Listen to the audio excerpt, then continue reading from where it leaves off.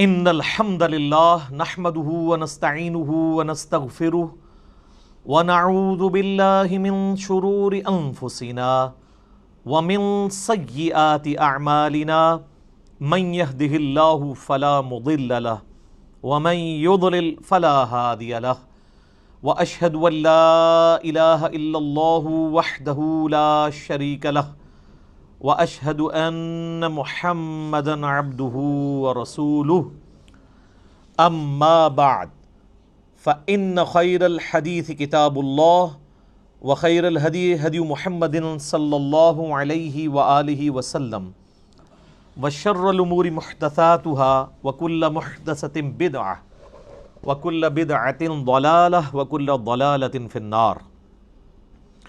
اعوذ باللہ السمیع العلیم من الشیطان الرجیم من ہمزہ ونفخہ ونفثہ بسم اللہ الرحمن الرحیم رب اشرح لی صدری ویسر لی امری واحلل عقدۃ من لسانی یفقہوا قولی۔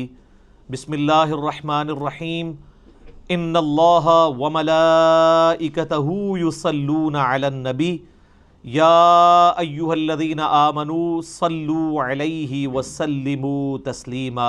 اللہم صلی علی محمد وعلی آل محمد کما صلیت علی ابراہیم وعلی آل ابراہیم انک حمید مجید۔ اللہم بارک علی محمد وعلی آل محمد کما بارکت علی ابراہیم وعلی آل ابراہیم انک حمید مجید۔ اللہم ربنا آتنا فی الدنیا حسنۃ وفی الآخرۃ حسنۃ وقنا عذاب النار۔ لا الہ الا انت سبحانک انی کنت من الظالمین۔ حسبنا اللہ ونعم الوکیل۔ یا حی یا قیوم برحمتک استغیث ولا حول ولا قوة الا باللہ العلی العظیم۔ ربنا آتنا من لدنک رحمۃ وہیئ لنا من امرنا رشدا۔ آمین۔ میرے بھائیو، الحمدللہ آج 20 اکتوبر 2019 کو سنڈے کے دن بمطابق 20 صفر المظفر 1441 ہجری ہم انشاءاللہ تعالی اپنا نیا سلسلہ قرآن حکیم کی قرآن کلاسز کا شروع کرنے جا رہے ہیں، اور اس کا انشاءاللہ آج پہلا لیکچر انٹروڈکشن سے ریلیٹڈ ہوگا، قرآن حکیم کے تعارف پہ، اور اس سیریل کا نام ہم نے رکھا ہے قرآن آسان ترجمہ اور تفسیر، یعنی آسان با محاورہ ترجمہ اور تفسیر قرآن حکیم کی آیات سے اور صحیح الاسناد احادیث کی روشنی میں انشاءاللہ تعالی۔ اور کوشش یہی ہے کہ اس نئے سلسلے میں ٹو دی پوائنٹ ڈسکشن کی جائے، کیونکہ آپ کو پتہ ہے کہ پچھلا جو ہمارا قرآن حکیم کا ایک پورا دورہ ریکارڈ ہوا ہے وہ 9 سالوں میں ہوا ہے، 344 لیکچرز کے اندر۔ اب اتنے ڈیٹیل لیکچر نہیں ہوں گے، البتہ کوشش یہ ہوگی کہ جتنی ضروری انفارمیشن ہے وہ ضرور ڈسکس کی جائے۔ آج کی ہماری اس سلسلے کی پہلی کلاس ہے، اور اس کلاس کے اندر ہم انشاءاللہ کوشش کریں گے کہ قرآن حکیم سے متعلق 40 بنیادی انفارمیشنز جو ہیں وہ ڈسکس کریں، جو ایک مسلمان کے علم میں ہونی چاہیے، اور ان پوائنٹس کہ کانٹیکسٹ میں جتنی ضروری گفتگو ہوگی وہ میں کروں گا، ورنہ تو یہ 40 پوائنٹس کے اوپر 40 گھنٹے بھی گفتگو ہو سکتی ہے، لیکن اس گفتگو کی ضرورت نہیں ہے۔ یہ مسلمانوں کے اجماعی عقیدے ہیں، کوئی اس میں دوسری رائے نہیں ہے، اور جتنی انفارمیشن ریکوائرڈ ہے وہ انشاءاللہ میں ڈسکس کروں گا۔ اللہ کا نام لے کے شروع کرتے ہیں میرے بھائیوں۔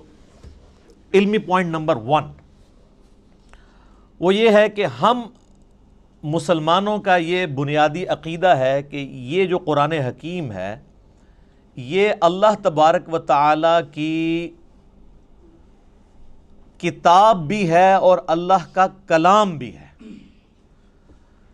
باقی جتنے بھی اس سے پہلے صحائف نازل ہوئے یا کتابیں، ان کے بارے میں کلیم ہے کہ وہ اللہ کی کتابیں ہیں، لیکن یہ وہ کتاب ہے جو صرف کتاب یا سلیبس نہیں ہے بلکہ اللہ تعالیٰ کا کلام ہے۔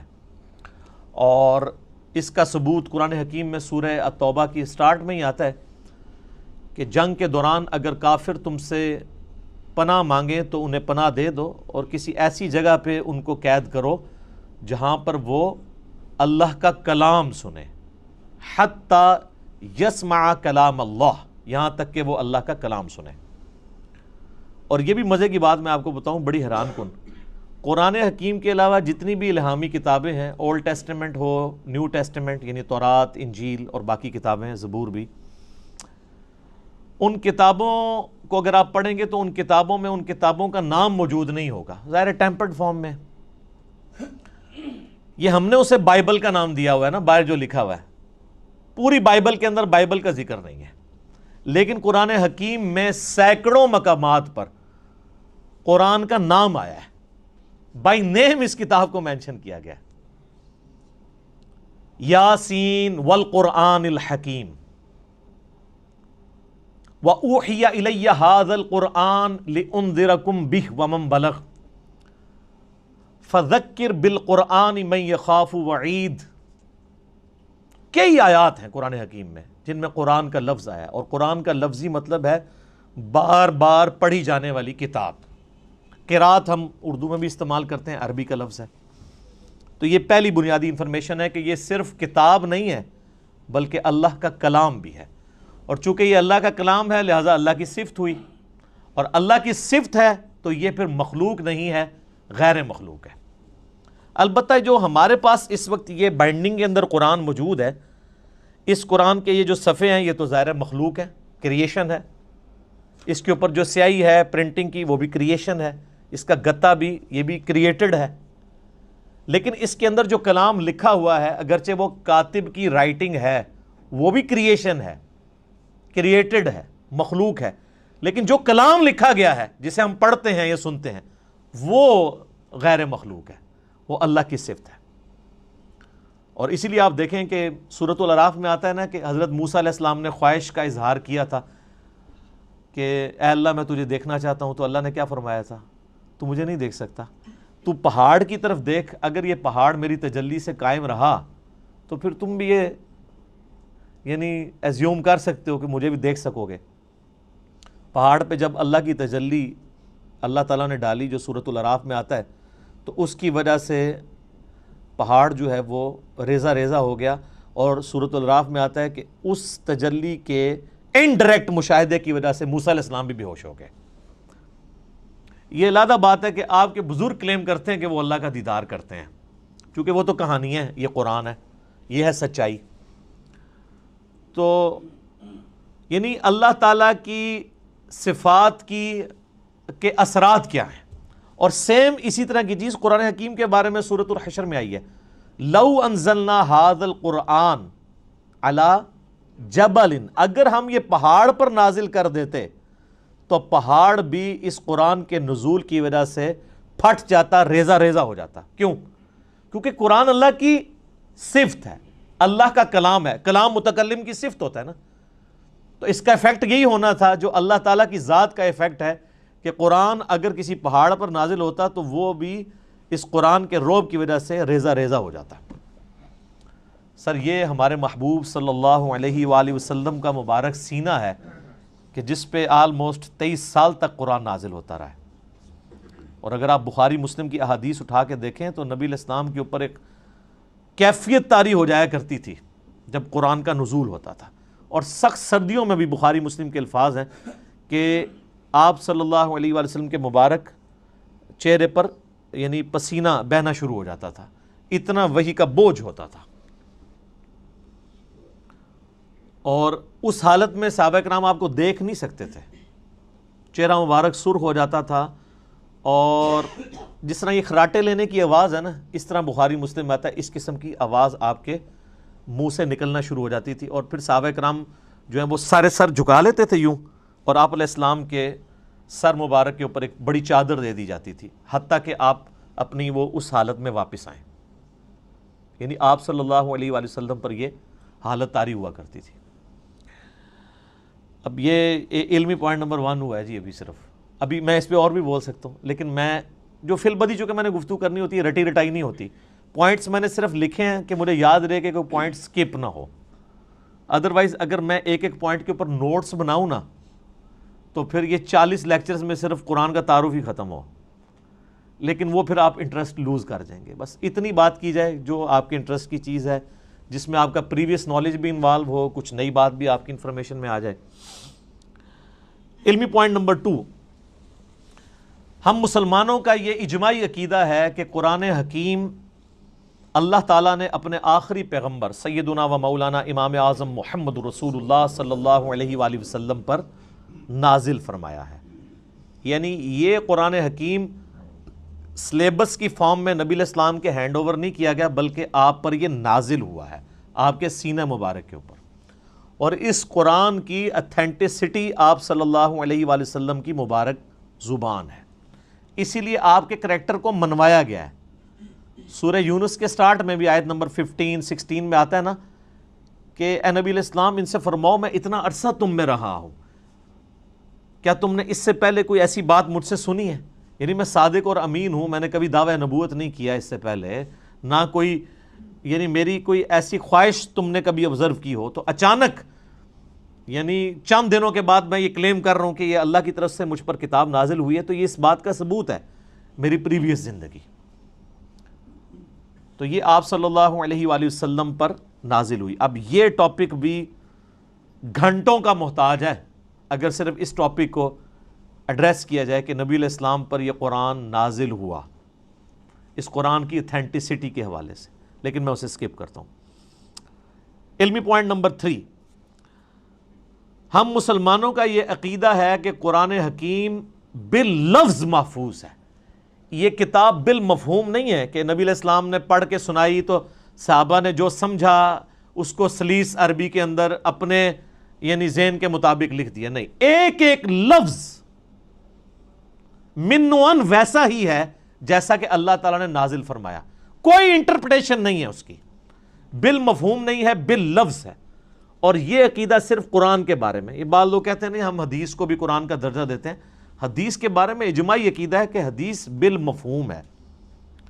چند باتیں باللفظ بھی ہیں، جیسے ہم نماز کے اندر جو کچھ پڑھتے ہیں وہ بخاری مسلم میں نبی علیہ السلام کی احادیث ملتی ہیں، آپ نے ان کو تعلیم فرمایا ہے. لیکن اوورآل آپ علیہ السلام کے حوالے سے جو چیزیں بیان کی جاتی ہیں بالمفہوم ہے. اور یہی وجہ ہے کہ آپ احادیث کی کتابیں کھولیں گے نا تو کئی احادیث کے اینڈ پہ وہ راوی کہتا ہے او کما قال علیہ السلام، یا جیسا پھر رسول اللہ نے فرمایا تھا. یعنی مجھے یہ بات پتہ چلی، مجھے یوں سمجھ آئی، یا جیسے پھر آپ نے فرمایا تھا، مفہوم یہی تھا. اور آپ بخاری مسلم اٹھا کے دیکھیں، آپ کو درجنوں احادیث ملیں گی کہ ایک ہی مجلس میں آپ صلی اللہ علیہ وآلہ وسلم نے کوئی بات ارشاد فرمائی ہے، کئی صحابہ نے اس بات کو رپورٹ کیا ہے، سب کے الفاظ میں تھوڑا بہت فرق ہے، اوورال مفہوم ٹھیک ہے، لیکن کسی سے کچھ سکپ ہو گیا، کسی سے کچھ. مثلا اب یہاں پہ تقریباً آلموسٹ 100 کے قریب لوگ بیٹھے ہوئے ہیں، میں یہاں پہ 55 منٹ کے اندر کتنی باتیں کروں گا. اب باہر نکل کے ان میں سے کتنے پرسنٹ لوگ ہیں جو منوان میری ایک ایک بات کو پروڈیوس کر سکتے ہیں؟ باہر جا کے نہیں کر سکتے. کچھ کو کچھ حصہ یاد ہوگا، کچھ کو کچھ، اس طریقے سے اوورال سب کو جمع کریں گے تو آلموسٹ آپ کامیاب ہو جائیں گے اس پوری مجلس کو. یہ ویڈیو ریکارڈ تو اس زمانے میں نہیں تھا، اس لیے تو ویڈیوز بنائی جاتی ہیں تاکہ کوئی چیز سکپ نہ ہو. تو اس وقت تو لوگ کریمنگ کے اوپر اعتبار کرتے تھے، نبی علیہ السلام سے سنتے تھے، یاد کرتے تھے، پریکٹس کرتے تھے، آگے باتیں پہنچاتے تھے. اور اس کا آپ کو بہترین نمونہ صحیح مسلم میں ملے گا. بخاری میں آپ کو ان چیزوں کا آئیڈیا نہیں ہوتا کیونکہ بخاری میں احادیث سکیٹرڈ فارم میں ہے. مسلم شریف میں ایک مجلس کی نبی علیہ السلام کی ایک وقت کی احادیث کے جتنے طرق آئے ہیں نا مختلف چینز سے، وہ آپ کو ایک جگہ ملیں گے. مثلا مسلم کی پہلی حدیث یہی ہے مولا علی علیہ السلام سے، اور بخاری میں بھی موجود ہے کہ نبی علیہ السلام نے فرمایا جس شخص نے میری طرف جھوٹی حدیث منسوب کی وہ اپنا مقام دوزخ میں دیکھ لے. اب یہ حدیث آپ کو سیدنا علی سے ملے گی، سیدنا عبداللہ ابن عباس سے ملے گی، سیدنا ابو ہریرہ سے، سیدنا جابر بن عبداللہ سے، سیدنا انس ابن مالک سے، سیدنا مغیرہ ابن شعبہ سے رضی اللہ عنہم اجمعین وعلیہم السلام اجمعین. 7-8 صحابہ سے ایک ہی حدیث ملے گی. اور امام مسلم نے اس کو ایک ترتیب سے نا اس مجلس میں، یہ جو نبی علیہ السلام کا فرمان تھا، ایک ایک صحابی سے وہ لے کے ہیں، تو آپ کو ان کے آپس کے الفاظ میں بھی 19-20 کا فرق نظر آئے گا، لیکن مفہوم ایک ہی ہوگا. اسی لیے مسلم شریف کی ترتیب کو کہا جاتا ہے کہ حدیث کی کتابوں میں سب سے بیسٹ جو ترتیب ہے وہ صحیح مسلم کی ہے، کیونکہ آپ کو یہ اندازہ ہو جاتا ہے کہ ایک مجلس میں کوئی چیز سکپ نہیں ہوئی. ایک حدیث کو کئی راوی اور کئی صحابہ کے شاگرد آگے تابعین بیان کر رہے ہوتے ہیں، سارے الفاظ آپ کو ایک جگہ مل جاتے ہیں. لیکن اللہ کا شکر ہے کہ یہ جو پرابلم ہے یہ قرآن حکیم کے کیس میں نہیں ہے. قرآن یہ دو گتوں کے درمیان پوری دنیا کے اندر ایک ہی قرآن ہے اللہ کے فضل سے. سنی ہو، شیعہ ہو، ان کے آف شوٹس ہوں، حنفی، شافعی، مالکی، حنبلی، بریلوی، دیوبندی، اہل حدیث، اثنا عشری میں شیعہ کے اندر اثنا عشری ہوں، زیدیہ ہوں، سب کے سب، ایون آغا خانی ہوں، ان کے پاس بھی یہی قرآن ہے. تو اس حوالے سے قرآن حکیم کو یہ یعنی اعزاز حاصل ہے، بلکہ اس امت کا اعزاز ہے کہ ان کے پاس وہ کتاب ہے جو بالکل اسی طریقے سے محفوظ ہے. اور آج تو بڑا آسان طریقہ ہے، ہمارے پاس وہ نسخے موجود ہیں جو سیدنا عثمان نے لکھوائے تھے اس زمانے میں، منوان وہ نسخے موجود ہیں. اور آج بڑا آسان طریقہ ہے، کاربن ڈیٹنگ اسے کہتے ہیں، جس سے آپ کسی بھی چیز کی لائف فائنڈ کر سکتے ہیں یہ کتنی پرانی ہے. آپ کو پتہ ہے پچھلے دنوں برمنگم کے میوزیم کے اندر ایک قرآن کا نسخہ ملا تھا، اس میں سورہ طٰہٰ کی اور بعض اور آیات یعنی کچھ ان کو صفحات ملے تھے، بھیڑ کی اس کے اوپر کھال کے اوپر لکھے ہوئے، کچھ ہڈیوں کے شانے پہ جس طرح اس زمانے میں لکھے تھے. تو اس کی کاربن ڈیٹنگ انہوں نے کروائی ہے، اور وہ بی بی سی کی رپورٹ ہے، کسی مسلمان نے نہیں بنائی ہے، غیر مسلم ہے. اس میوزیم کا انچارج جو ہے وہ غیر مسلم ہے، اور ان کی ویڈیو چڑھی، آپ یوٹیوب پہ جا کے لکھیں اولڈسٹ ورژن آف قرآن. وہ تو ورژن کہتے ہیں، ورژن تو ہے ہی نہیں، قرآن تو ایک ہی ہے.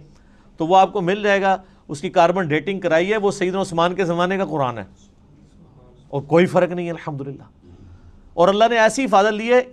قرآن حکیم کا ایک نسخہ جو حضرت عثمان تلاوت کر رہے تھے اور اس نسخے کے اوپر ان کے خون کے قطرے گرے تھے جب ان کو شہید کیا گیا، اور وہ بھی کمال آیات ہیں سورہ البقرہ کی، فَسَيَكْفِيكَهُمُ اللَّهُ، ان کے مقابلے پر اللہ تجھے کافی ہے. ان آیات کے اوپر سیدنا عثمان کا خون گرا تھا. وہ آج بھی خون کا دھبا اور وہ نسخہ محفوظ ہے توپ کاپی میوزیم ٹرکی کے اندر. ایک اسی طرح کا نسخہ جو حضرت عثمان نے لکھوایا تھا وہ رشیا کے میوزیم میں ہے. تو سیم وہی قرآن ہے جو ہمارے پاس ہے، جو تاج کمپنی چھاپ رہی ہے یا ضیاء القرآن پبلیکیشن والے چھاپ رہے ہیں، یا انٹرنیشنل لیول کے اوپر وہ جو کاتب ہے عثمان طٰہٰ دمشق کا بلکہ علماء سے معذرت کے ساتھ یہ لفظ دمشق ہے، یہ یعنی بلو بائنڈنگ میں چھپتا ہے سعودیہ سے، اور یہی ریڈ بائنڈنگ میں ایران سے چھپتا ہے. بالکل اندر ایک طرح کا قرآن ہے، اور ہر صفحے پہ آیت ختم ہو رہی ہے. کاتب نے اتنے مہارت سے اس کو لکھا ہے کہ ہر صفحے کے اینڈ آیت کے اوپر ہوتا ہے. یہ وہی قرآن ہے. کاربن ڈیٹنگ سے بھی آپ چیک کر سکتے ہیں کہ باللفظ قرآن حکیم محفوظ ہے، اور پھر اللہ نے اس کو ذریعہ محفوظ کا ہونے کا جو ہے وہ حفاظ کو بنایا ہے. آپ نے کبھی قرآن حکیم کے اینڈ پہ دیکھا ہے اس کی تصدیق کون کرتا ہے؟ 3-4 حفاظ کا لکھا ہوتا ہے ہم نے اس قرآن کو لفظ بہ لفظ پڑھا ہے، اس میں کوئی غلطی نہیں ہے. تو حافظ کہاں سے پڑھ رہے ہوتے ہیں؟ اپنی یادداشت سے. قرآن اللہ تعالیٰ نے عملی تواتر سے حفاظ کے ذریعے محفوظ کیا ہے. اس وقت دنیا میں لاکھوں میں نہیں ملینز میں لوگ موجود ہیں جن کو یہ کتاب ازبر ہے. کتنا بڑا معجزہ ہے. آپ انڈونیشیا کا مسلمان اٹھائیں، افریقہ کا مسلمان اٹھائیں، رشیا کا مسلمان اٹھائیں، سب کانٹیننٹ کا مسلمان اٹھائیں، کہیں سے شروع کریں، آدھی آیت پڑھیں، اس سے اگلی وہ دوسرا پڑھے گا، ہو ہی نہیں سکتا کوئی اختلاف آ جائے. اور اتنا یہ محکم سسٹم ہے کہ غلطی کر ہی نہیں سکتا. امام کعبہ بھی اگر اپنی تلاوت میں بھولتا ہے نا تو پیچھے سینکڑوں لوگ لقمہ دے دیتے ہیں. اور سر یہ بھی دیکھیں قرآن کا، اس وقت کسی کا احترام نہیں ہوتا کہ آگے کون کھڑا ہوا ہے. قرآن میں اگر کوئی ذرا سی بھی ڈنڈی بات نماز کے اندر لقمہ مل جاتا ہے. یہ قرآن کی اتنی بڑی حفاظت ہے. تو صرف یہ لکھے ہوئے کے اوپر اعتماد نہیں ہے، لکھنا تو ظاہر امپورٹنٹ ہے کیونکہ الذی علم بالقلم، اللہ نے قلم کے ذریعے قرآن سکھایا ہے، علم سکھایا ہے، اور وہ قرآن بھی نبی علیہ السلام نے اس طریقے سے ٹرانسفر. لیکن یہ زبانی بھی مسلمانوں نے اسے یاد کیا ہے، اور ریٹن فارم میں یہ نسخے موجود ہیں. جب کبھی بھی کوئی ایشو آتا ہے، اب تو خیر آتا ہی نہیں ہے، اتنے اسٹیبلش ہو چکے ہیں، اب تو سافٹ ویئرز بن چکے ہیں، پی ڈی ایفs موجود ہیں. اب تو کوئی کبھی آپ نے دنیا میں سنا ہے کوئی ایشو آیا کہ اس لفظ تھلے زیر ہے یا زبر ہے؟ کبھی سر یہ کئی کافر جو مسلمان ہوئے ہیں نا، ان کے لیے سب سے بڑی اٹریکشن یہ ہے کہ قرآن کا ورژن ہی کوئی نہیں، ایک ہی قرآن ہے۔ یہ جو امریکن تھے وہ پروٹیسٹنٹ کرسچن یوسف ایسٹس 80s میں مسلمان ہوئے ہیں۔ آپ ذرا ان کی وہ ویڈیو دیکھیں جس میں انہوں نے بتایا ہے کہ میں مسلمان کیسے ہوا ہوں۔ اس میں انہوں نے بتایا کہ جب مجھے پہلی دفعہ پتہ چلا نا کہ قرآن کا ورژن ہی کوئی نہیں ہے، کیونکہ ان کی تو سب سے بڑی مصیبت ہی یہ ہے کہ بائبل کے کتنے ورژن ہیں، تو قرآن ایک ہی ہے پوری دنیا کے اندر۔ اس نے کہا میں کیسے مان لوں کہ یار اتنی پرانی کتاب ہے، پرنٹنگ میں کئی بار کوئی لفظ ٹوٹ جاتے ہیں، لیکن ان کو پتہ نہیں کہ پرنٹنگ نے نہیں اسے محفوظ کیا، مسلمانوں کے سینے نے محفوظ کیا، سینوں نے۔ اور نبی علیہ السلام کی حدیث ہے المستدرک للحاکم میں صحیح سند کے ساتھ، انٹرنیشنل نمبر کے مطابق 399، کہ اللہ تعالیٰ میری امت کو کبھی گمراہی پہ جمع نہیں ہونے دے گا، جماعت پہ اللہ کا ہاتھ ہے، قیامت تک اجماع امت اللہ کی حفاظت میں، اور قرآن حکیم کی حفاظت اللہ تعالیٰ نے امت کے اجماع کے ذریعے کروائی ہے۔ یہ قرآن ہمارے سامنے تو نہیں نازل ہوا، امت کے اجماع نے اسے ٹرانسفر کیا، یعنی امت میں کوئی دوسری رائے نہیں ہے۔ ایک تو وہ رائے نا جو مناظروں میں ہوتی ہے کہ جی وہ آپ کی کتابوں میں یہ لکھا ہوا ہے، تو وہ کہتے ہیں آپ کی کتابوں میں یہ لکھا ہوا ہے، وہ ساری فضول باتیں ہیں۔ نہ سنی ان روایتوں کو آن کرتے ہیں، نہ شیعہ ان روایتوں کو آن کرتے ہیں۔ قرآن حکیم محتاج نہیں ان روایتوں کا، جو عملی تواتر سے چیز نقل ہوئی ہے۔ دنیا میں 1000 مسلمان بھی کھڑے ہو کے کہیں یہ آیت ایسی نہیں ایسے ہے، آج تک تو کوئی نہیں کھڑا ہوا، نہ ہوگا اللہ کے فضل سے۔ وہ کہہ رہے ہیں جی پچھلے دنوں جی وہ اسرائیل والوں نے جی ایک سورت بنا کے پوری چڑھا، اور سارے اسرائیل والے پورا قرآن بنا کے اور چڑھا دیں۔ آپ کو یقین نہیں کہ اس کی حفاظت کا ذمہ کس نے لیا ہوا ہے؟ اللہ نے۔ صحابہ کرام کو تو شاید یہ آیت نہ سمجھ آئی ہو اس وقت، ایمان بالغیب ہی ہو، انا نحن نزلنا الذکر وانا لہ لحافظون، سورۃ الحجر آیت نمبر 9۔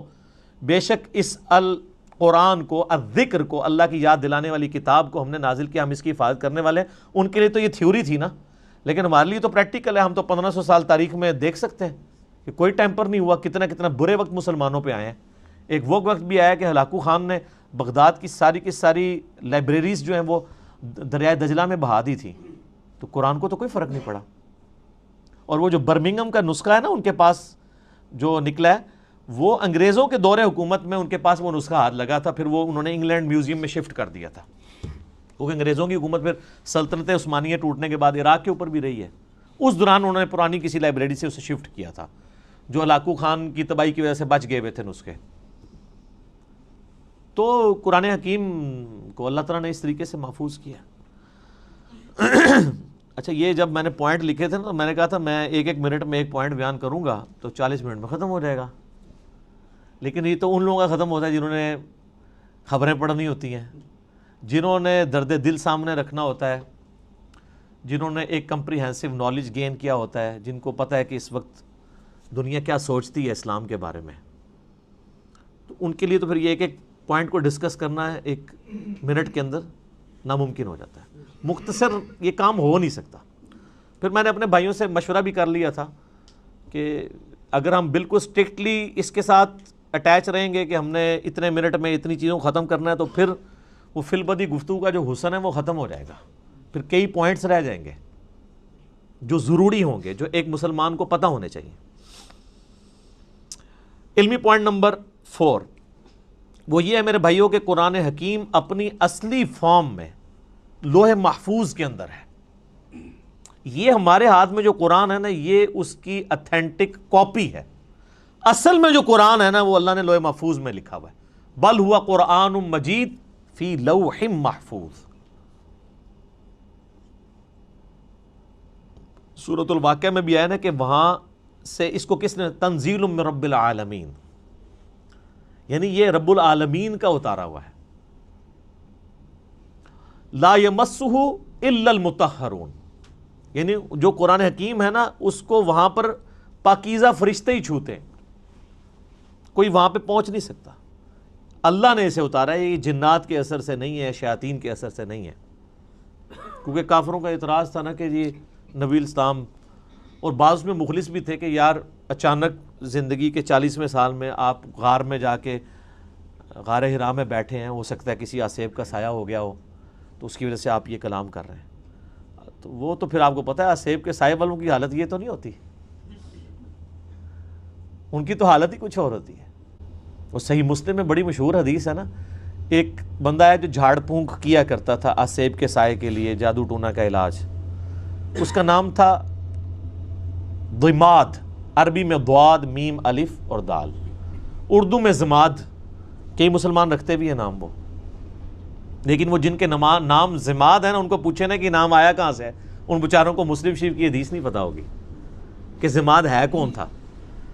وہ جھاڑ پھونک کیا کرتا تھا، مکے آیا تو اس نے سنا کہ یہاں پہ ایک شخص ہے کہ جو بڑا ایک ڈائنامک اس کی لائف تھی، یعنی وہ سب کی آنکھوں کا تارا تھا، ایک کامیاب تاجر بھی تھا، اور لوگ اس کے پاس امانتیں رکھواتے تھے، بڑا زبردست، یعنی وہ ایک سمجھ لیں کہ اس معاشرے کے ایلیٹ طبقہ تھا۔ تو اچانک اس کو کچھ ہو گیا اور لوگ پریشان ہیں۔ ظاہر ہے جس نے 40 سال تک کوئی بات ہی نہ کی ہو اس ٹاپک پہ، اور اب وہ کہے کہ میں اللہ کا پیغمبر ہوں، مجھ پہ یہ کلام نازل ہوا ہے، تو لوگ تو پریشان ہو جائیں گے۔ تو اس نے کہا کہ میں جھاڑ پھونک جانتا ہوں، اگر تم مجھے اس کے پاس لے جاؤ تو مجھے امید ہے کہ میں اس کا علاج کر لوں گا۔ اس کو کیا پتا تھا کہ علاج اس کا نہیں، اس کا اپنا ہو جائے گا۔ تو لوگ اسے لے گئے نبی الاسلام کے پاس، تو آپ صلی اللہ علیہ وآلہ وسلم سے اس نے کہا کہ میں آپ کا علاج کر سکتا ہوں، آپ بتائیں کہ آپ کے ساتھ کیا ایشو ہے، تو اپنا مسئلہ بیان کریں۔ تو آپ صلی اللہ علیہ وآلہ وسلم نے نا کوئی بات نہیں کی، قرآن بھی نہیں پڑھا۔ آپ جو تقریر سے پہلے خطبہ دیتے تھے نا، آپ نے بس وہ پڑھا، ان الحمد للہ نحمدہ ونستعینہ ونستغفرہ ونعوذ باللہ من شرور انفسنا ومن سیئات اعمالنا من یہدہ اللہ فلا مضل لہ ومن یضلل فلا ہادی لہ واشہد ان لا الہ الا اللہ وحدہ لا شریک لہ واشہد ان محمدا عبدہ ورسولہ۔ اب یہ کاش آپ کو عربی آتی ہوتی تو آپ کو پتا ہوتا کہ آپ نے کیا پڑھا ہے صلی اللہ علیہ وآلہ وسلم۔ تو اس نے جب سنا تو وہ ہل گیا، اس نے کہا جی ایک بار ذرا پھر سنائیں۔ دوسری بار، تیسری بار، اس نے کہا جی میں گواہی دیتا ہوں کہ آپ اللہ کے پیغمبر ہیں، اپنا ہاتھ بڑھائیں اور مجھے مسلمان کریں۔ تو حالانکہ جو بندہ ایکسپرٹ تھا جادوگری کا، اس نے بھی کلام سن کے، قرآن نہیں صرف آپ علیہ السلام کا عام کلام سن کے، اس نے کہا نہیں، جنات جن لوگوں کے اوپر اثر ہوتا ہے ان کا اس طرح کا کریکٹر نہیں ہوتا، وہ اس طرح کی باتیں نہیں کرتے، ان کی باتیں تو آل فال ہوتی ہیں، اتنی پریسائز باتیں نہیں ہوتی ہیں۔ پھر نبی علیہ السلام کی مبارک ذات کا ایک روب بھی تھا۔ جو بندہ جادو کا، ان ساری چیزوں کا ایکسپرٹ تھا، اس نے ڈکلیئر کر دیا کہ جادوگر نہیں ہے، اور جو جہلات ہے جن کو جادو کا، آسیب کا الف بے بھی نہیں پتا تھا، وہ لوگ نبی علیہ السلام کو اس کے بعد بھی جادوگر کہتے رہے، نعوذ باللہ۔ ان کی قسمت میں ہدایت نہیں تھی نا۔ ہونا تو چاہیے تھا کہ جب ایکسپرٹ نے مان لیا کہ نہیں ہے، تو تم لوگوں کو تو پتہ ہی نہیں یہ فیلڈ ہے کہ نہیں، تم خام خواہ کہتے ہو۔ جیسے معذرت کے ساتھ آج کی دنیا میں آپ کو مثال دوں، میرے بارے میں علماء کہتے ہیں جاہل ہے، اس کو تو عربی بھی نہیں آتی، اس کو تو پڑھنا ہی کچھ نہیں آتا، وہ قرآن دیکھ کے بھی غلط پڑھتا ہے، وہ پڑھ ہی نہیں سکتا۔ ٹھیک ہے، آپ کہتے رہے، تو جو سن رہے ہیں ان کو نہیں پتا کیا ہو رہا ہے، تو ہم ان باتوں کا بھی جواب نہیں دیتے۔ ہم کہتے ہیں ٹھیک ہے یار، آپ نے ہمیں جج کرنا ہے، ہماری ویڈیوز آپ کے سامنے ہیں، آپ ان کو دیکھیں اور جج کریں، آپ کو پتہ چل جائے گا سچائی کیا ہے، جھوٹ کیا ہے، غلط کیا ہے، آپ کو سب کچھ پتہ چل جائے گا۔ تو یہ میرے بھائیوں، یعنی یہ جو آواز حق کے لیے بلند ہوتی ہے نا، اس کے ساتھ ہمیشہ اس طریقے سے یعنی لوگ مسچیف کرنے کی کوشش کرتے ہیں، لوگ یعنی غلط طریقے سے حق کی آواز کو دبانے کی کوشش کرتے ہیں، لیکن اللہ تعالیٰ جو آواز اٹھانی ہوتی ہے وہ اللہ تعالیٰ اٹھا دیتا ہے۔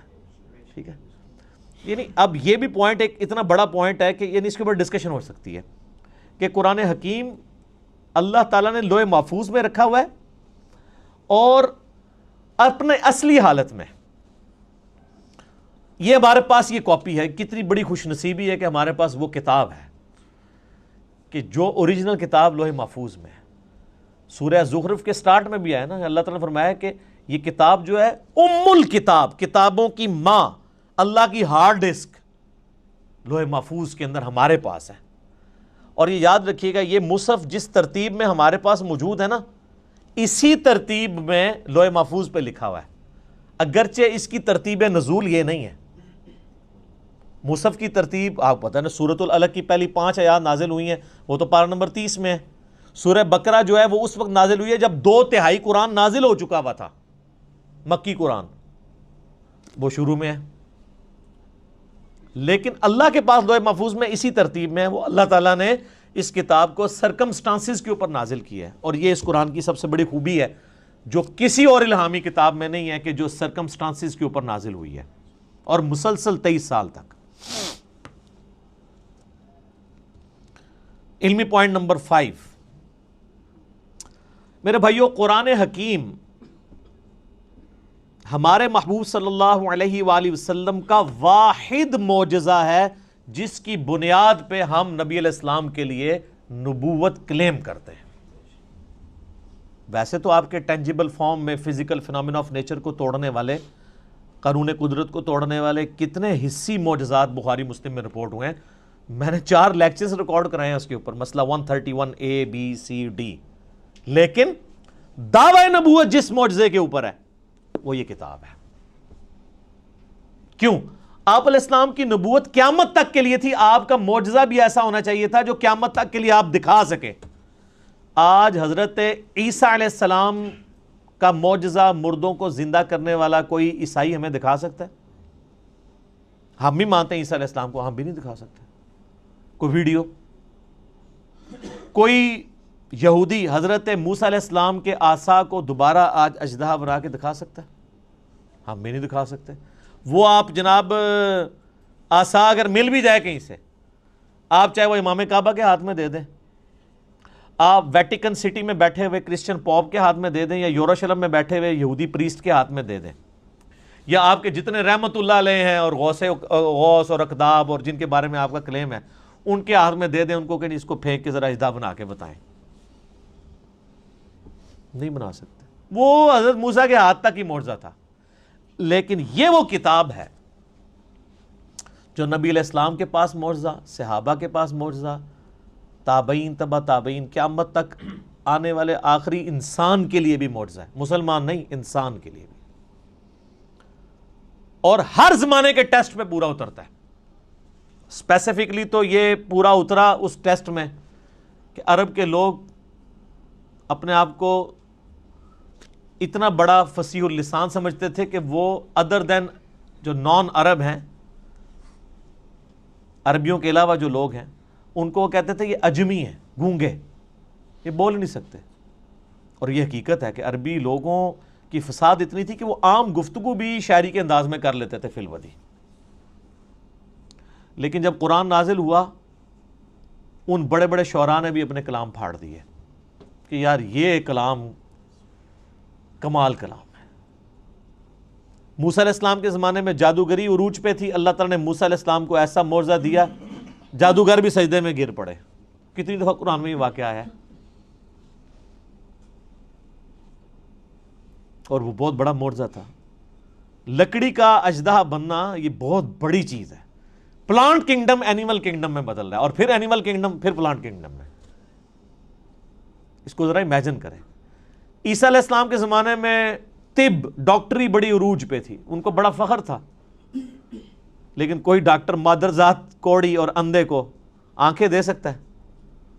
قرآن حکیم میں سورہ مریم کے اندر، سورہ مائدہ کے اندر حضرت عیسیٰ علیہ السلام ہاتھ پھیرتے تھے، آنکھیں آ جاتی تھی. سارے ڈاکٹر فیل ہو گئے. انہوں نے کہا یہ ڈاکٹری سے آج نہیں پاسبل. ڈاکٹری سے آنکھ کسی بندے کی آپ لگاتے ہیں دوسرے کو، اور آنکھ ہو ہی نہ، اور اس میں مٹی رکھ کے اور ایک پرندے کی مورت بنا کے مٹی کی پھونک مارتے تھے، اللہ کے اذن سے وہ پرندہ بن جاتی تھی. اب کون سا ڈاکٹر یہ کام کر سکتا ہے؟ قرآن حکیم کے زمانے میں شاعری عروج پہ تھی. اللہ تعالیٰ نے کلام بھی ایسا دیا کہ شعراء فیل ہو گئے. لیکن یہ اس پہ ختم نہیں ہے. قیامت تک کے لیے جو جو وقت کا ٹیسٹ آئے گا اس پہ یہ کتاب پوری اترے گی. آج سائنس کی دنیا ہے. قرآن حکیم سے کوئی ایک آیت بھی نہیں بتا سکتا جو اسٹیبلش سائنس، ہائپوتھیسس تھیوری نہیں، اسٹیبلش سائنس کے خلاف ہو. اس کے برخلاف ہم آپ کو کئی باتیں بتا سکتے ہیں جو قرآن حکیم ایسی کرتا ہے جو پرانی سائنس ان باتوں کی تصدیق نہیں کرتی تھی، لیکن آج کی سائنس ان باتوں کی تصدیق کرتی ہے. جس میں سب سے بڑی بات، ہم نے اپنے بچپن میں یہ چیزیں پڑھی ہوئی ہیں کہ جی زمین جو ہے وہ ساکن ہے اور سورج اس کے گرد چکر لگاتا ہے. شروع میں بچوں کو سمجھانے کے لیے پڑھا دیتے تھے نا، بعد میں پھر وہ چیزیں، لیکن یہ سٹارٹ بھی ہوئی تھی تھیوری سائنس میں. قرآن بہت پہلے سے کہہ رہا ہے کلٌ فی فلک یسبحون، تمام اجرام فلکی جو ہیں وہ تیر رہے ہیں آسمان میں. اور تیرنا بیک وقت تیرنے میں ایک چیز فلوٹ بھی کرتی ہے اور اپنے محور کے گرد بھی گھومتی ہے. جو بھی آپ کوئی بھی گول چیز اگر سمندر میں پھینک دیں نا وہ فلوٹ کرنے کے دوران اپنے محور کے گرد گھومے گی بھی ان ویوز کی وجہ سے. اللہ نے لفظ بھی ایسا استعمال کیا ہے کہ نہ صرف وہ کسی اور چیز کے گرد ریوالو کر رہی ہیں بلکہ اپنے ایکسس کے گرد، اپنے محور کے گرد بھی وہ چیزیں گھوم رہی ہیں. تو قرآن حکیم تو اس چیز کو پہلے ہی ایڈریس کر چکا ہے. اس حوالے سے آپ ایک میرا کلپ بھی ہے Quran and modern versus modern science, وہ آپ دیکھ لیں. ڈاکٹر ذاکر نائک کا بھی ایک ویڈیو ہے پرانی، پھر انہوں نے دوبارہ سے ریکارڈ کرائی تھی، وہ بھی آپ دیکھ لیں. ڈاکٹر مورس بوکائل ایک فرینچ سرجن تھے جو مسلمان ہوئے، تو انہوں نے کتاب وہ لکھی Bible Quran and science. Urdu میں ترجمہ ہوا، لیکن وہ ترجمہ بھی اردو والا بھی اتنا مشکل ہے کہ عام بندوں کو سمجھ نہیں آتا. بہتر یہ کہ آپ اسے انگلش میں ہی پڑھیں. تو انہوں نے یہ ثابت کیا ہے کہ اس ماڈرن دور میں جتنی بھی الہامی کتابیں ہیں وہ سائنس کے ٹیسٹ کو پاس نہیں کرتی سوائے اس کتاب کے. ان میں سائنٹیفک فالٹ موجود ہیں. وہ فالٹ اس لیے نہیں ہے کہ ان کتابوں میں کوئی اللہ تعالیٰ کو کوئی غلطی لگی ہے، وہ اس لیے کہ وہ کتابیں ٹیمپرڈ فارم میں تعریف شدہ ہیں. یہ کتاب محفوظ ہے، وہ بھی اگر محفوظ ہوتی تو اس میں کوئی اینٹی سائنس سٹیٹمنٹس نہ آتی. تو یہ ایک علیحدہ سے ٹاپک ہے، گھنٹوں بولا جا سکتا ہے، لیکن میں اسے سکپ کرتا ہوں.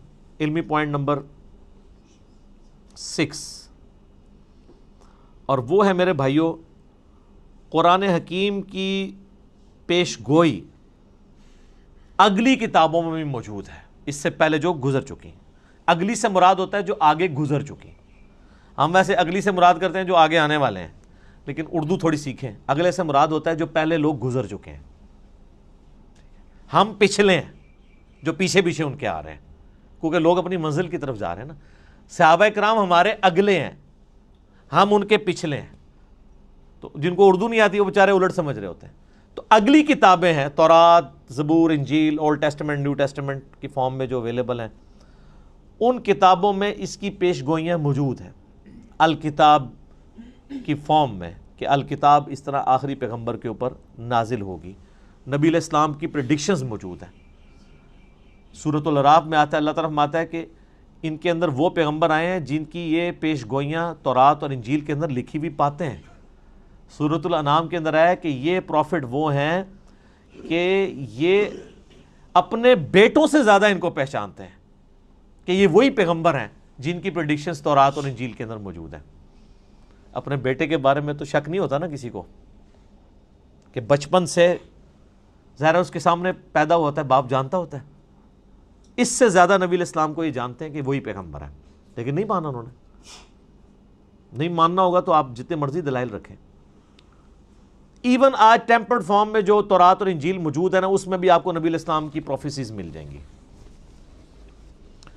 اس کے اوپر بھی کئی ایک ویڈیوز نیٹ کے اوپر رکھی ہوئی ہیں. Similarities between Christianity and Islam, similarities between Hinduism and Islam. Doctor Zakir Naik کی ویڈیوز ہیں، انہوں نے کتنی چیزیں پروف کی ہیں، موجود ہیں. جس سے، اور یہ بیسیکلی انہوں نے زیادہ تر محنت تو کی تھی احمد دیدار صاحب نے رحمہ اللہ تعالی، انہی سے ہی کاپی کیا ہے انہوں نے، خصوصاً کرسچینٹی کے پوائنٹ آف ویو سے. باقی جہاں تک ہندوازم اور باقی چیزوں کا تعلق ہے وہ ڈاکٹر ذاکر نائک کو کریڈٹ جاتا ہے کہ یہ انہوں نے ویلیو ایڈیشن کی ہے احمد دیدار صاحب کے کام کے اندر، کوئی شک نہیں اس کے اندر. تو آپ پروفیسیز دیکھیں. اس وقت جو آپ کو وہ انارکلی جو بازار بائبل سوسائٹی والوں کو آپ لیٹر لکھیں، وہ فری آپ کے گھر بائبل بھجوا دیں گے. نیٹ کے اوپر PDF رکھا ہوا ہے. ویسے وہ منگوانے سے پہلے قرآن جو آپ کے گھر غلاف میں ہے اس کو خود پڑھ لیں. لوگ وہ بائبل منگوا لیتے ہیں، قرآن نہیں منگوا کے پڑھتے. قرآن بلکہ منگوانا بھی نہیں، گھر پڑا ہوا ہے. میں اسی لیے قرآن کے غلافوں کے بڑا خلاف ہوں. یہ غلاف کے اندر جو قرآن ہے کو نہیں کھولتا، کیونکہ جب بندہ یہ تصور کرتا ہے نا اس کو یوں کر کے کھولنا ہے، پھر یوں بند کرنا ہے، وہ بند ہی پڑا رہتا ہے. کتابیں بھی آپ کسی کو گفٹ کریں اس کے اوپر سے ساری وہ پیکنگز اتار کے دیا کریں، کبھی شاید وہ کھول کے پڑھ ہی لے. وہ آپ پڑھیں تو اس میں آپ کو ڈیوٹرانومی چیپٹر جو ہے تورات کے اندر، اولڈ ٹیسٹمنٹ کے اندر ملے گا، اس کا باب نمبر 18 ہے، اس میں آیت نمبر 18 ہے کہ موسیٰ علیہ السلام کو اللہ تعالیٰ نے وحی کی کہ اے موسیٰ میں تیرے بھائیوں میں سے، بھائی کون؟ بنو اسماعیل، بنو اسرائیل کے بھائی بنو اسماعیل. اور یہ یعنی تورات کے شروع میں پیدائش چیپٹر میں موجود ہے کہ حضرت ابراہیم علیہ السلام کی 2 بیویاں تھیں، 2 بیٹے تھے، جو مین حضرت یعقوب علیہ السلام جو ان کے حضرت اسحاق کے بیٹے تھے تو وہ آگے ان سے وہ بنی اسرائیل چلے، اور دوسری طرف حضرت اسماعیل تھے. تو میں تیرے بھائیوں یعنی بنو اسماعیل میں سے، بلکہ آج بھی آپ اسرائیل والوں سے پوچھیں، عرب لوگ وہ کہتے ہیں ہمارے کزنز ہیں، وہ مانتے ہیں اس بات کو، عربی ان کو کزن مانتے ہیں. اس لیے ہمیں شک پڑتا ہے اندر سے دونوں ملے ہوئے نہ ہوں، جو کچھ مسلمانوں کے خلاف یہ لوگ کر رہے ہوتے ہیں. ہم اسرائیل کو تسلیم نہیں کیے بیٹھے ہوئے اسلام کی حمیت میں، اور جن لوگوں کی اصل دشمنی تھی وہ ان کے ساتھ پینگیں بڑھا رہے ہیں. تو وہ ڈیوٹرانومی چیپٹر میں 18 نمبر میں آیت نمبر 18 ہے، موسیٰ میں تیرے ان یعنی ماننے والوں کے بھائیوں میں یعنی ان کے کزنز کے اندر تیری مانند ایک رسول اٹھاؤں گا جو ان پہ میری آیات کو تلاوت کرے گا. اور اسی طریقے سے گاسپل آف جان جو ہے، جو اولڈ ٹیسٹمنٹ نیو ٹیسٹمنٹ کٹھے وہ انجیل مقدس چھپی ہوئی ہے، اس میں جو نیو ٹیسٹمنٹ میں گاسپل آف جان ہے، اس کے اندر چیپٹر نمبر 15 سے 18 تک آپ کو کئی آیات ملیں گی. حضرت عیسیٰ علیہ السلام اپنے ماننے والوں کو کہتے ہیں میرا دنیا سے جانا تمہارے لیے رحمت ہے، میں جب جاؤں گا تو میں اپنے رب سے ریکویسٹ کروں گا اس ہستی کو دنیا میں بھیجیں گی جو میرا نام دنیا میں روشن کریں گی. مجھے تم سے بہت کچھ کہنا ہے لیکن تم ابھی ان چیزوں کے متحمل نہیں ہو.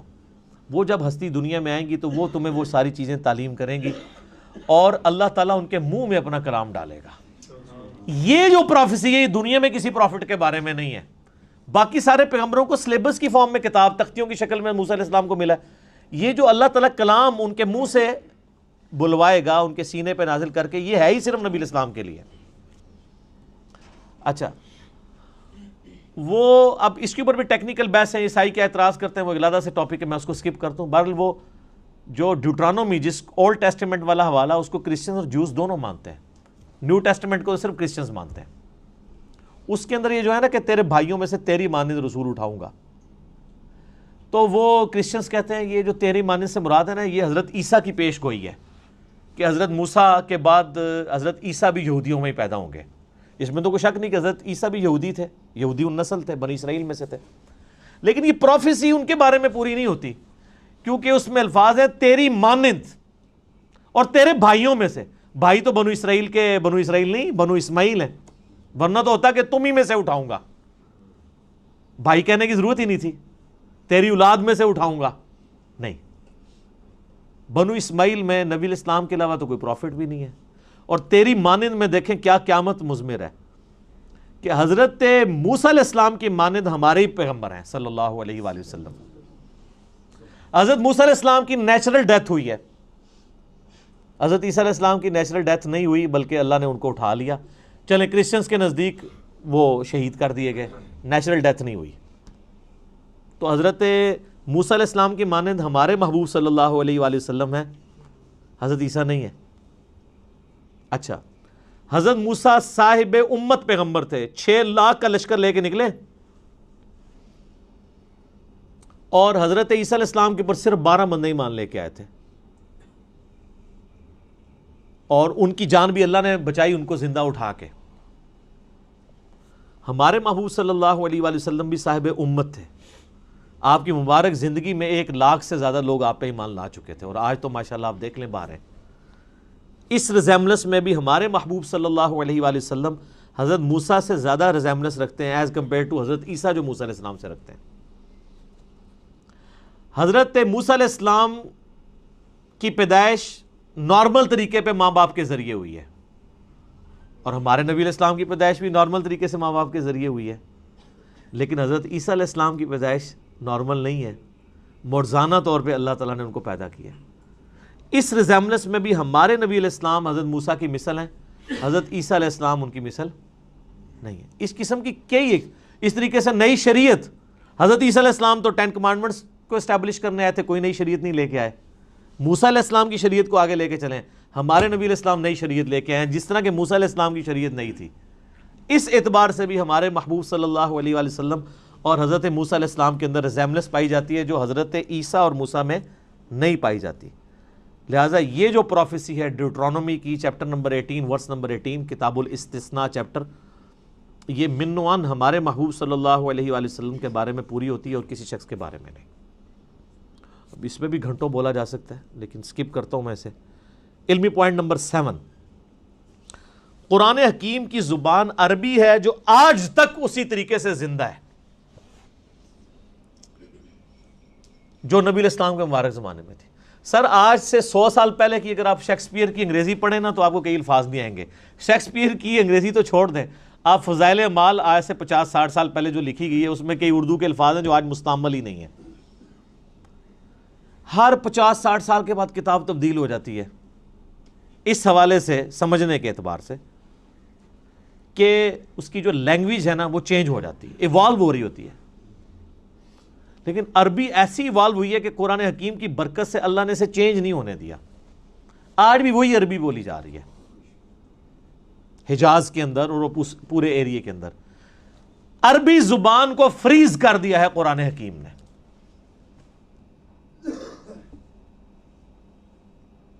اور قرآن حکیم میں سورہ یوسف کے سٹارٹ میں بھی آیا اِنَّا جَعَلْنَاهُ قُرْآنًا عَرَبِيًّا لَعَلَّكُمْ تَعْقِلُونَ. ہم نے قرآن عربی میں نازل کیا ہے تاکہ تم اس کو سمجھ سکو، تمہاری اپنی زبان میں نازل کیا ہے.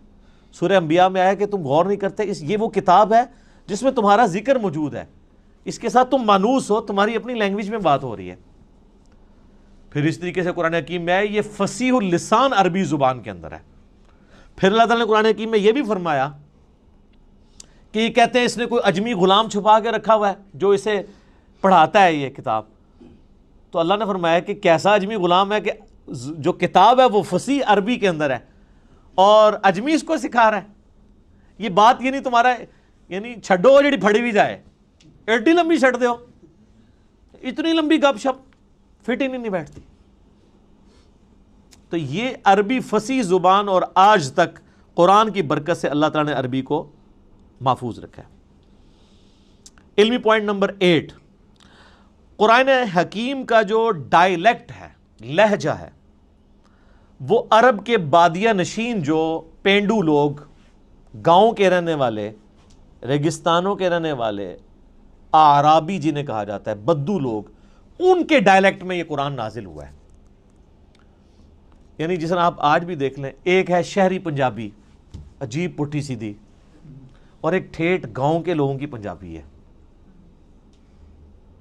اس کے ڈائلیکٹ میں اور شہری پنجابی کے ڈائلیکٹ میں کتنا فرق ہے.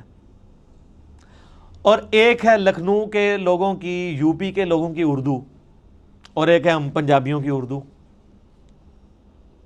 ڈائلیکٹ میں فرق ہے. ہم اردو زبان کو سیکھ تو ضرور سکتے ہیں، اس ڈائلیکٹ کو بھی سیکھ سکتے ہیں، لیکن پھر بھی کہیں نہ کہیں پکڑے جاتے ہیں کہ پنجابی ہیں. میں نے تو اپنے آپ کافی اوور کم اس اعتبار سے کیا ہے کہ الفاظ کی ادائیگی ٹھیک ہو، لیکن بعض اوقات اپنے لہجے سے پتہ چل جاتا ہے کہ یہ اردو بولنے والا پٹھان ہے، پنجابی ہے، بلوچی ہے، سندھی ہے. تو اس اعتبار سے جو ڈائلیکٹ ہے نا قرآن کا، وہ ہے عرب کے بادیہ نشین لوگوں کی عربک کا. اور وہ آج بھی آپ عرب میں چلے جائیں نا، وہ اسی طریقے سے وہی عربی بولتے ہیں. ویسے آپ اپنے علاقوں میں بھی دیکھیں، آپ لاہور میں چلے جائیں تو اور طرح کی پنجابی ہے، فیصل آباد والوں کی اپنی پنجابی ہے، اور اگر آپ سیالکوٹ میں چلے جائیں، سیالکوٹ والے جب اردو بھی بول رہے ہوتے ہیں ہمیں پتہ چل جاتا ہے یہ سیالکوٹ کا بندہ ہے، کیونکہ وہ اس کو اپنے اسی سٹائل میں بول رہے ہوتے ہیں. اسی طریقے سے جو ہند کو یعنی یہ سطح مرتفع پوٹھوہار کے رہنے والے، ہم بھی پوٹھوہاری ہیں جہلم کے لوگ، یہاں کی ہم تو خیر اتنے پوٹھوہاری نہیں، آپ ذرا پنڈی چلے جائیں نا، ان کی ذرا آپ پنجابی سنیں. ہم تو کہتے ہیں نا ادھر آؤ، وہ کہتے ہیں ادھر آؤ. اب لفظ وہی ہے لیکن ذرا ڈیفرنٹ فارم میں. یہ ڈائلیکٹ کہلاتے ہیں. ایک ہی لفظ دوسری فارم میں جب بولا جاتا ہے لفظ وہی ہے. اب ادھر آؤ اور ادھر آؤ میں بڑا فرق ہے، لیکن لفظ ایک ہی ہے، ڈائلیکٹ کا فرق ہو گیا. ٹھیک ہے، ایک تو نہیں کہ الفاظ ہی ڈیفرنٹ ہے. جس طرح ہم دے کہ نو یعنی وہ فلاں چیز لے کر آؤ، اب تو کہتے ہیں لے آؤ. وہ پنڈی کے لوگ کہتے ہیں کہ نو، وہ ذرا آپ سمجھ لیں ہند کو کے ساتھ مکس ہوئی ہوئی پنجابی ہے، لیکن عربی اللہ تعالیٰ نے ایسی محفوظ کی ہے کہ اللہ کے فضل سے، حالانکہ دوسرے عرب ملکوں میں عجیب و غریب عربی بھی بولی جا رہی ہے، عربی میں گاف کوئی نہیں ہے، لیکن آپ مصر والوں کی عربی سنیں وہ گاف بھی بولتے ہیں. ہاں جی، تو وہ بلکہ وہ طارق جمیل صاحب نے یہ خود سنایا، وہ کہتے ہیں مصر کی ایک جماعت آئی ہوئی تھی، یہ اوریجنل انہوں نے واقعہ سنایا، کہتے ہیں مصر سے ایک تبلیغی جماعت آئی ہوئی تھی تو کسی گاؤں میں پنجاب کے ٹھہری، تو وہ ان کو نماز کے لیے آگے کیا، تو وہ نماز کے بعد دعا کروانے لگے نا، تو اس نے دعا کی اللہم انی اسألک الگنہ، اللہم انی اسألک، میں تجھ سے گنا مانگتا ہوں. اچھا وہ جنہ کو گنا پڑھتے ہیں، لفظ ہے جیم، تو وہ اس کو گاف پڑھتے ہیں. جیسے کئی لفظ گاف ہیں عربی میں جیم پڑھے جاتے ہیں. یہ شیخ عبد القادر جو جیلانی ہیں، ان کا نام ہے شیخ عبد القادر گیلانی. جب یہ عربی میں گیا نا، تو عربی میں تو گاف نہیں ہوتی تھی، تو ان کو جیلانی کہنا شروع کر دیا، گاف کو جیم بنا. جیسے کراچی ہے تو کراچی اب چھ تو ہوتی نہیں عربی میں، کراچی اگر کوئی وہ عربی بولے گا تو وہ کراچی تو نہیں بولے گا. پاکستان کو وہ باکستان بولتے ہیں، کیونکہ پے ہوتی نہیں ہے تو وہ بے بولتے ہیں اس کی جگہ. تو طارق جمیل صاحب کہنے لگے کہ وہ بار بار دعا کر رہے تھے اللہم انی اسألک الگنہ، وہ کہہ رہے تھے وہ جنہ کو گنا پڑھ رہے تھے، تو وہ جناب وہ گاؤں کے لوگ اتنے سارے گنے لا کے انہوں نے اگلی نماز میں وہاں رکھ دیے. انہوں نے کہا جی گنے پہ مانگنے نے، ظاہر ہے اس سے آپ ہمارے لوگوں کی بھی جہالت دیکھ لیں کہ ان کو بھی عربی کوئی نہیں آتی نا، ورنہ وہ اللہم انی اسألک یہ ان کو سمجھ آ رہی ہوتی، ان کو بس یہی سمجھ آیا گنا گنا وہ کہہ رہے ہیں، شاید گنا شوق سے کھاتے ہیں، تو وہ جنہ کو گنا پڑھ رہے تھے. تو اس طرح کا یعنی جو عربک میں ڈیفارمیشن ہے نا، وہ مصر کی عربی میں اور اس طرح کی آئی ہے کہ اس میں الفاظ اس طرح آ گئے ہیں، لیکن جو پیورلی عرب کے لوگ ہیں وہ آج بھی وہی عربی بولتے ہیں جو عربی ہے، اس کے اندر وہ کوئی بھی اس طریقے سے تبدیلی نہیں آئی ہوئی ہے. جس قسم کی تبدیلی جو ہے وہ ہمیں ان لوگوں کے اندر نظر آتی ہے. تو یہ اللہ تعالیٰ نے قرآن حکیم کو محفوظ کیا ہے عربی کی برکت سے. اللہ تعالیٰ نے عربی کو محفوظ کیا ہے قرآن کی برکت سے. عربی اللہ کی زبان ہے نا جی، تو اس پہ بھی اب کافی کچھ بولا جا سکتا ہے. علمی پوائنٹ نمبر 9 وہ ہے میرے بھائیوں، قرآن حکیم جو ہمارا عیسوی کیلنڈر اس وقت چل رہا ہے نا دنیا میں، جس کے مطابق آج 20 اکتوبر 2019 ہے، اس کیلنڈر کے مطابق 610 عیسوی 610 AD اینو ڈومینی، یہ آفٹر ڈیتھ آف عیسیٰ نہیں ہے، یہ اینو ڈومینی ہے، ایئر آف دا لارڈ. حضرت عیسیٰ کی پیدائش کے سال کو یعنی ڈکلیئر کیا گیا تھا 1 عیسوی، ان کی ڈیتھ کو نہیں. یہ AD سے مراد ڈیتھ نہیں ہے، یہ لیٹن لینگویج کا لفظ ہے، اینو ڈومینی کا مخفف ہے. اس پہ میرا یوٹیوب پہ کلپ بھی ہے، عیسوی کیلنڈر ورسز ہجری کیلنڈر. یہ دونوں اللہ کے کیلنڈر ہیں، وہ سورج کے اعتبار سے چلتا ہے، دوسرا چاند کے اعتبار سے، لیونر اور سولر دونوں ہی اللہ کے ہیں. 610 عیسوی سے لے کر 632 عیسوی تک، یعنی نبی علیہ السلام کی وفات 632 میں ہوئی، اس پیریڈ آف ٹائم کے اندر قرآن حکیم نازل ہوا ہے. آلموسٹ یہ 22 سال بنتے ہیں عیسوی اعتبار سے، اور آلموسٹ 23 سال بنتے ہیں تقریباً ہجری اعتبار سے، کیونکہ لیونر ایئر آپ کو پتا ہے نا ہر سال 10 کا فرق پڑ جاتا ہے. یہ تو تقریباً 365 دنوں کا سال ہوتا ہے، اور جو دوسرے والا سال ہے وہ 355 دنوں کا. تو 10 سال کا فرق پڑتا رہے 20 سال تک، تو 200 دن کا فرق پڑ گیا نا، آلموسٹ پونے سال کا فرق پڑ جاتا ہے، تو وہ فرق نظر آتا ہے. تو اس دوران یہ قرآن حکیم نازل ہوا ہے، آلموسٹ 22 سال عیسوی اعتبار سے، اور آلموسٹ 23 سال جو ہے وہ ہجری اعتبار سے. اور علمی پوائنٹ نمبر 10 آج کا آخری، کیونکہ ٹائم بالکل قریب ہو چکا ہے، قرآن حکیم حجاز میں نازل ہوا ہے، نجد میں نازل نہیں ہوا. نبی علیہ السلام کا پورا جو ٹریولنگ کا حصہ ہے وہ سارا حجاز کا ہے. مکہ بھی حجاز میں ہے، مدینہ بھی حجاز میں، ایون آپ تبوک تک چلے گئے عرب کے اینڈ پہ، آپ یعنی وہ تہامہ کی جو پہاڑیاں ہیں ان کی اس سائڈ پہ حجاز ہے، اور وہ دوسری سائڈ نجد کہلاتی ہے نا. تو حجاز کے اندر قرآن نازل ہوا ہے، قرآن نجد میں نازل نہیں ہوا. یعنی وہ ٹائم اینڈ سپیس کی بات کر رہا ہوں، ٹائم اس کا 610 عیسوی سے 632 عیسوی ہے، اور سپیس اس کے نازل ہونے کی کون سی ہے؟ حجاز۔ پورے کا پورا قرآن جو ہے وہ حجاز کے اندر نازل ہوا ہے اور کسی ملک کے اندر نازل نہیں ہوا، یعنی عرب کی سرزمین میں نازل ہوا، اور عرب کی سرزمین میں بھی نازل ہوا ہے۔ نبی صلی اللہ علیہ وآلہ وسلم کچھ عرصہ مکہ رہے، 2/3 قرآن وہاں پہ نازل ہوا، پھر مدینہ شریف میں، پھر برزخی قرآن بھی ہے مکے سے مدینہ ہجرت کے دوران، پھر مدینے سے تبوک جاتے وہاں پہ بھی ہے، اور یہ آگے انشاءاللہ اگلے جو علمی پوائنٹس آئیں گے ان میں میں ڈسکس کروں گا کہ کسی صورت کا مکی یا مدنی ہونے کا یہ مطلب نہیں کہ 100% ہی وہ مکی اور مدنی ہے۔ بعض اوقات کئی آیات ہیں جو مکی ہیں اور مدنی صورتوں میں ہیں، کچھ مدنی آیات ہیں جو مکی صورتوں میں ہیں۔ اوورال زیادہ پیریڈ جس صورت کا ہوتا ہے اس اعتبار سے اسے مکی مدنی کہتے ہیں، اور بعض پوری بھی مکی اور مدنی ہے۔ لیکن ایک جو ہمارا یہ عقیدہ ہے کہ یہ قرآن حکیم آن دا فیس آف ارتھ جس سپیس میں نازل ہوا وہ سپیس تھی حجاز کی سپیس، عرب کا جو جزیرہ نما عرب ہے اس میں بھی حجاز والا پورشن جو ہے، یہ والا پورشن جو پہاڑوں کے اس طرف لائی کرتا ہے، تو یہ قرآن نجدی نہیں، یہ نجدی وہ بھی اب آپ کو پتہ ہے نجدی کہتے ہیں نا، نجدی ہو، تو قرآن حکیم نجدی نہیں ہے، قرآن حکیم حجازی ہے۔ ٹھیک ہو گیا؟ تو اللہ تعالیٰ سے دعا ہے جو حق بات میں نے کہی اللہ تعالیٰ ہمارے دلوں میں راسخ فرمائے، اگر جذبات میں میرے منہ سے کوئی غلط بات نکل گئی تو اللہ تعالیٰ ہمارے دلوں سے معاف کر دے، ہمیں کتاب و سنت کی تعلیمات پر عمل کر کے دوسرے بھائیوں تک پہنچانے کی توفیق عطا فرمائے۔ اللہم صلی علی محمد وعلی آل محمد کما صلیت علی ابراہیم وعلی آل ابراہیم انک حمید مجید، اللہم بارک علی محمد وعلی آل محمد کما بارکت علی ابراہیم وعلی آل ابراہیم انک حمید مجید۔ سبحانک اللہم وبحمدک اشہد ان لا الہ الا انت استغفرک واتوب الیک وما علینا الا البلاغ المبین۔ جزاکم اللہ خیرا۔